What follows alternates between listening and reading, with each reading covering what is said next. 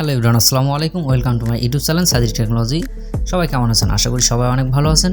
So viewers, আজকে আমি আপনাদের মাঝে আরও একটি কম্পিউটারের নতুন ট্রিক নিয়ে হাজির হলাম। আশা করি ভিডিওটি আপনাদের কাছে অনেক ভালো লাগবে। সো ভিউয়ার্স, আপনারা যারা কম্পিউটার ব্যবহার করে থাকেন তারা অনেক সময় প্রবলেমটি ফেস করতে পারেন।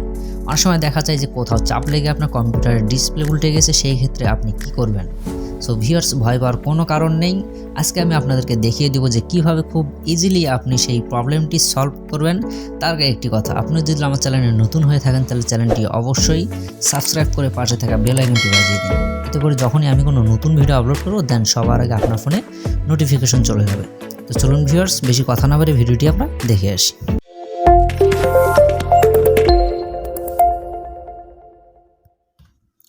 সো ভিউয়ার্স, তার জন্য আমাদের মাউসের যে কার্সারটি রয়েছে সেটি আমাদের ডিসপ্লে যে কোনো একটি ফাঁকা জায়গায় রাখতে হবে। দেন এখান থেকে আমাদেরকে মাউসের যে রাইট বাটন রয়েছে সেটা ক্লিক করতে হবে।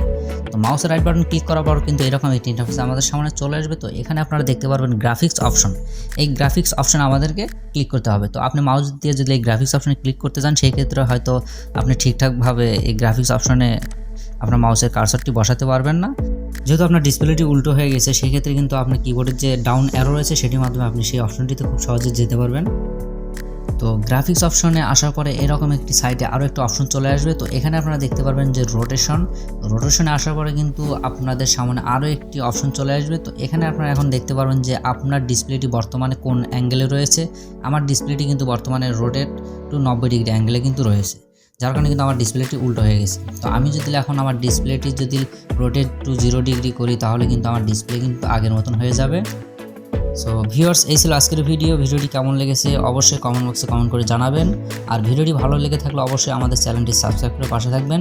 আজকের মতো এখানেই বিদায় নিচ্ছি, দেখা হবে পরবর্তী কোনো এক নতুন ভিডিও নিয়ে। ততক্ষণ পর্যন্ত আপনারা সবাই ভালো থাকুন, সুস্থ থাকুন। খোদা হাফেজ।